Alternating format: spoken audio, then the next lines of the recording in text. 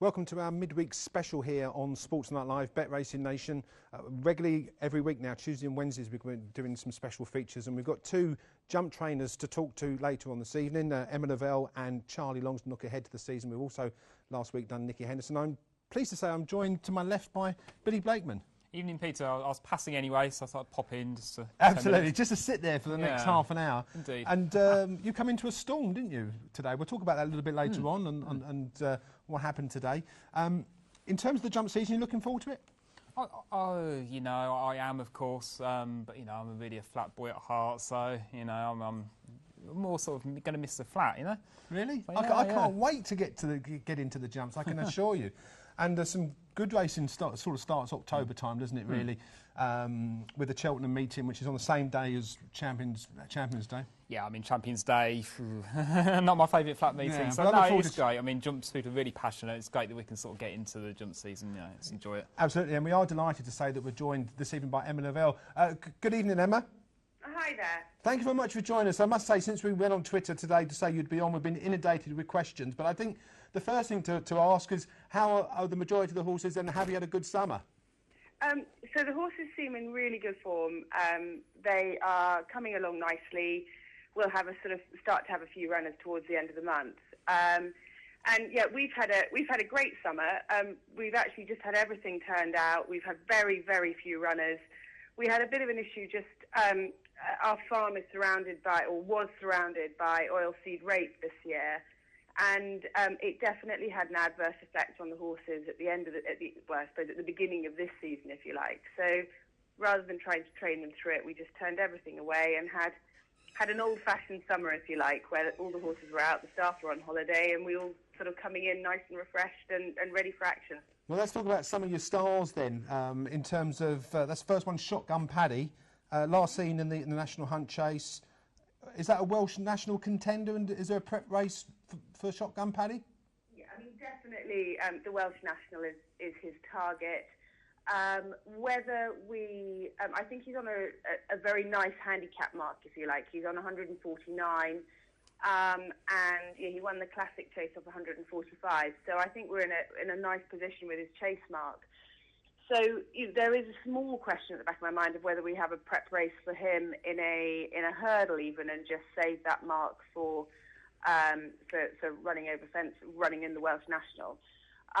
There are other options. If we had a very wet sort of early autumn, we could go to the Chepstow meeting in sort of beginning of October. So, you know, we'll see. There are plenty of options, but at this stage, you know, the Welsh National is our target, and we'll work around that for the moment. And another horse that people have mentioned is Lavelle. Obviously, tried to give £8 to Sam Winner last December, fallen in the RSA chase. What are the plans with him? Hennessy, Charlie Hall?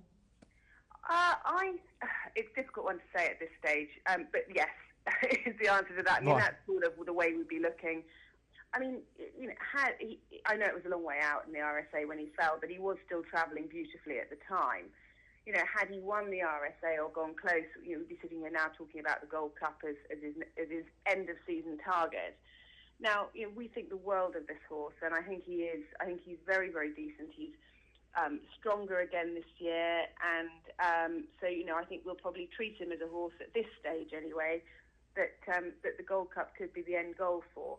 So I think let's see what happens after his first couple of runs. But as you say, I think the Hennessy would certainly be something that we'd think about. Charlie Hall again would be an option. The one thing I'd say about him is he's a horse that definitely wants nice-ish ground. So you know, if we were looking like it was going to be very wet and very soft, I wouldn't be in a rush to run him, you know, early, sort of in the bog of the mid part of the season. And they've got Times Remembered, of course, who's run well behind Whisper in the Coral Cup, 6th in the Coral Cup. Plans for Times Remembered, possibly chasing, or? Yeah, he'll go novice chasing now, and I think he could be very decent. He ran some super races. You know, he won a Grade 2. He was second in a Grade 1. Over hurdles. I think he's as tough as they come. He doesn't care if the ground is good or heavy. He, you know, and I think the one issue he did have last season is he could be very casual with his hurdles. But I think he'll respect his fences considerably more, and so I'd be really looking forward to him going novice chasing. And there's a couple of other horses, obviously nice horses in Kangaroo Court and Moss Park. What's the plans for those? Well, Kangaroo Court very sadly died of colic in the summer, so it was just really, really sad. But we couldn't do anything to save him, and so he's not with us anymore. Right. Moss Park, he's another that will go novice chasing. He won 3 over hurdles last season, including the Sydney Banks. Cheltenham was a step too far for him. It was just too much for him mentally. He's a big baby of a horse, and so he's had a lovely summer out. He again is bigger and stronger, and he'll go novice chasing. He loves jumping, and I think that soft ground. I think he'll be away over fences this season. And some other horses, Gull & Bursty, is that a long-term Topham potentially? Gull & Bursty again he's in terrific order, and his long-term plan will be the Topham. He's such a great jumper, and I think that sort of race will really suit him. I feel that I was trying to make him into a stayer, and I'm not absolutely convinced that he truly is that last season.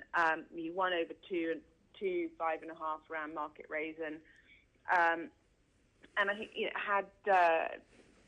had things gone sort of slightly more to plan, and I'd been campaigning him over a slightly shorter trip, I think he would have not just been placed in as many races as he was, but would have actually finished up winning some.